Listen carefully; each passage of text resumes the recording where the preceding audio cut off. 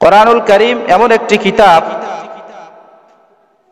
পৃথিবীতে যত বই বলেন আর কিতাব বলেন, যাই বলেন না কেন, কোন লেখক কোন কিতাবের শুরুতে এমন কোনো ভাষা নেই, এমন কোনো চ্যালেঞ্জ নেই যেখানে কোনো ভুল নাই, ত্রুটি নাই। কিন্তু কেবলমাত্র একটি কিতাব, যে কিতাবের ব্যাপারে আল্লাহ তাআলা স্বয়ং নিজেই চ্যালেঞ্জ করে বলেছে, যালিকাল কিতাব লা রাইবা ফি, এটি এমন একটি কিতাব যার ভিতরে কোনো ভুল নাই, সন্দেহ নাই। সুবহানাল্লাহ। এমন একটি কিতাব আল্লাহ তাআলা আমাদেরকে দান করেছেন, যে কিতাবটি মুমিনের জন্য হচ্ছে হেদায়েত। এই কিতাব যদি আমরা পড়ি, এই কিতাব যদি আমরা পড়াই, তাহলে আমাদের কি লাভ হবে? আল্লাহর হাবিব সাল্লাল্লাহু আলাইহি ওয়াসাল্লাম তিনি বলেন, পৃথিবীতে কেবলমাত্র দু শ্রেণীর মানুষই উত্তম। কারা?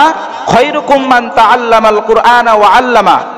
রাসূল বলে, তোমাদের মধ্যে সর্বোত্তম ওই ব্যক্তি যিনি কোরআন শিক্ষা করে এবং কোরআন শিক্ষা দেয়, তারাই শ্রেষ্ঠ। সুবহানাল্লাহ।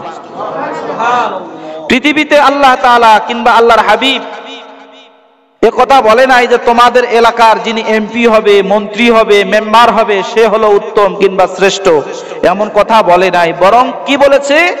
রাসূল বলেছে, যে কোরআন শিখবে এবং শিখাবে সেই হচ্ছে কি? শ্রেষ্ঠ। যারা কোরআন শিখবে তাদের মর্যাদা হবে কি? তাদের দাম হবে কি? হাদিসের ভিতরে আসছে, আল্লাহর হাবিব সাল্লাল্লাহু আলাইহি ওয়াসাল্লাম বলেন, যিনি কোরআন পড়নেওয়ালা হবে, এমন কোরআন পড়নেওয়ালাকে হাসরের ময়দানে বলা হবে, ইকালু লিসাহিবিল কুরআন ইকরা ওয়ারতাকি ওয়ারাতিল কামা কুনতা তুরাতিলু ফিদ দুনিয়া ফাইন্না মানজিলাকা ইনদা আখির আয়াতিন তাকরাউহা। আল্লাহর হাবিব সাল্লাল্লাহু আলাইহি ওয়াসাল্লাম বলেন, হাসরের ময়দানে সাহেবে কোরআনকে বলা হবে, কোরআন পড়নেওয়ালাকে বলা হবে, ইকালু লিসাহিবিল কুরআন ইকরা, পড়ো তুমি, আর তুমি একটি একটি করে তালার মধ্যে চড়তে থাকো, আর তোমার গন্তব্যস্থল পর্যন্ত তুমি পৌঁছে যাও। সুবহানাল্লাহ। অর্থাৎ যে বান্দা যতটুকুন মুখস্থ করেছে, যতটুকুন কোরআনুল কারীমের তেলাওয়াত করেছে, শিখেছে, সে যতক্ষণ পর্যন্ত তেলাওয়াত করতে থাকবে, করতেই থাকবে আর চড়তেই থাকবে, যতক্ষণ পর্যন্ত তার পড়া শেষ না হবে, ততক্ষণ পর্যন্ত ওই বান্দাকে আল্লাহ তাআলা একটি একটি করে তালা দান করবেন। আর একটি তালা কত বড় হবে? আমাদের বর্তমান সময়ের বিল্ডিং এর সমান নাকি? না, বরং আল্লাহ তাআলা ওই সাহেবে কোরআনকে এক একটি তালা দিবে পুরা পৃথিবীর সমান। সুবহানাল্লাহ। কোরআনের এত বেশি দাম। কোরআনের সাথে যারা সম্পৃক্ত হবে, কোরআনের সাথে যারা সম্পর্ক রাখবে, আল্লাহ তাআলা দুনিয়াতে এদের দাম এত বেশি বাড়ায় দিবে। কেমন? উদাহরণ দিলে আপনাদের সহজে বুঝে আসবে। যখন আমরা বাজারে যাই, বাজার থেকে কোরআন পড়ার জন্য আমরা কাঠের অথবা প্লাস্টিকের রেহেল নিয়ে আসি। আসার পরে এই রেহেল অথবা প্লাস্টিকের রেহেল অথবা কাঠের রেহেলের মাধ্যমে আমরা কোরআন রেখে কোরআন শিখি না? আচ্ছা বলেন তো, এই প্লাস্টিক দিয়ে যেই রেহেল তৈরি হলো, এই একই প্লাস্টিক দিয়ে আমাদের বাসায় আরো অনেক জিনিস আছে না নাই? বদনা আছে, টুল আছে, চেয়ার আছে। এই যে জিনিসগুলো যখন আমাদের পায়ে কখনো লেগে যায়, এগুলোকে আমরা কখনো চুম্বন করেছি? কেউ করেছে? কেউ করে নাই। কিন্তু ওই একই প্লাস্টিক দিয়ে তৈরি কোরআন রাখার রেহেল, কোরআন রাখার রেহেল একই প্লাস্টিক দিয়ে তৈরি হওয়ার কারণে, রেহেলের সম্পর্ক কোরআনের সাথে হওয়ার কারণে, এই রেহেলে যখন কোনো মানুষের পা লেগে যায়, তখন সঙ্গে সঙ্গে ওই মানুষটা আল্লাহর কাছে ক্ষমা চায়, চুম্বন করে আল্লাহর কাছে মাপ চায়। কথা বলেন ঠিক না? ঠিক। তাহলে একই প্লাস্টিক দিয়ে তৈরি চেয়ারে চুমা খায় না, কারণ হলো ওটার সম্পর্ক কোরআনের সাথে না হওয়ার কারণে। আর রেহেল এটার সম্পর্কে কোরআনের সাথে হওয়ার কারণে আল্লাহ তাআলা এর সম্মান আর ইজ্জত বাড়ায় দিয়েছে। তো একটা প্লাস্টিকের, একটা কাঠের যদি সম্মান আল্লাহ তাআলা কোরআনের সাথে সম্পর্ক হওয়ার কারণে এত বেশি বাড়ায় দিতে পারে, তাহলে মাখলুকাতের ভিতরে শ্রেষ্ঠ মাখলুক কোরআনের সাথে যদি মানুষ তার সম্পর্ক তৈরি করে, আল্লাহ তাআলা পৃথিবীর ভিতরে মানুষের সম্মান আর ইজ্জত সব থেকে বেশি বাড়াইয়া দিবে। এর জন্য প্রিয় হাজিরিন, সম্মানিত উপস্থিতি, আপনাদের কাছে আমার একটি আবেদন, সেটি হচ্ছে আপনাদের সন্তানদেরকে আপনারা কোরআন শিখাবেন।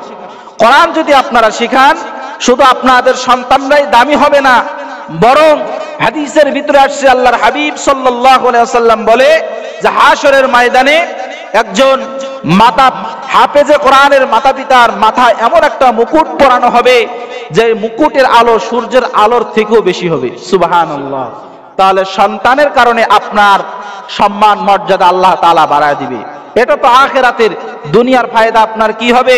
আল্লাহ তাআলা দুনিয়ায় আপনার সন্তানের ওসিলায় আপনার আমলনামায় সওয়াব দান করবেন।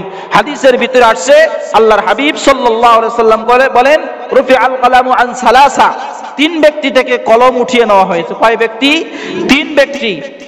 আনিস সাইম হাত্তা ইফতার, যতক্ষণ পর্যন্ত ঘুমন্ত ব্যক্তি থেকে কলম উঠিয়ে নেওয়া হয়েছে যতক্ষণ পর্যন্ত না সে ঘুম থেকে জাগ্রত না হয়।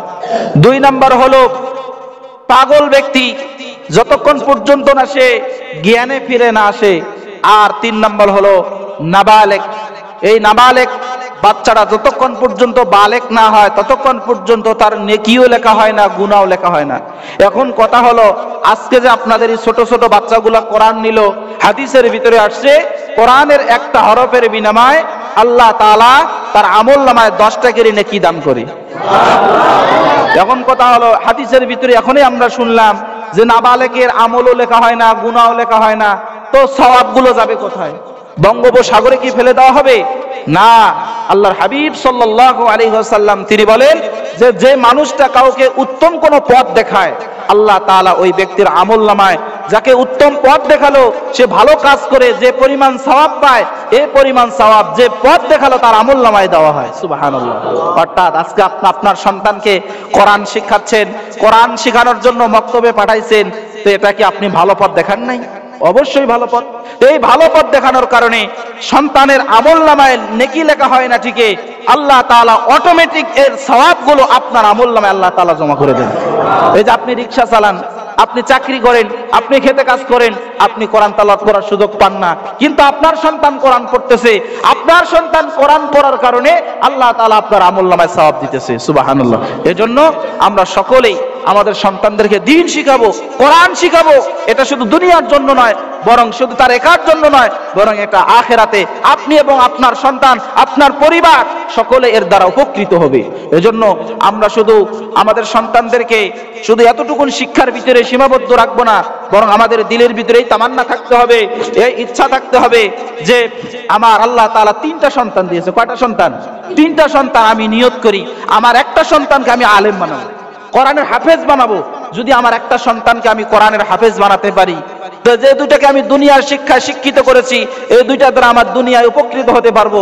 আর যে সন্তানকে আমি আখিরাতের শিক্ষায় শিক্ষিত করেছি, আল্লাহ তাআলা এর মাধ্যমে আমাকে পরকালে মাফ করে দিতে পারে। পারে কি পারে না? কারণ হাসরের ময়দানে মানুষ ওসিলা ছাড়া পার হতে পারবে না। আল্লাহ তাআলা আমাদের সকলকে, আমাদের সন্তানদেরকে দ্বীন শিখার, দ্বীনি শিক্ষা শিক্ষিত হওয়ার তৌফিক দান করুক। সকলে বলা আমিন। ওয়া আখিরু দাওয়ানা আলহামদুলিল্লাহি রাব্বিল আলামিন। আমরা এখন সকলে দুরূদ শরীফ পড়ে এখন দোয়া হবে।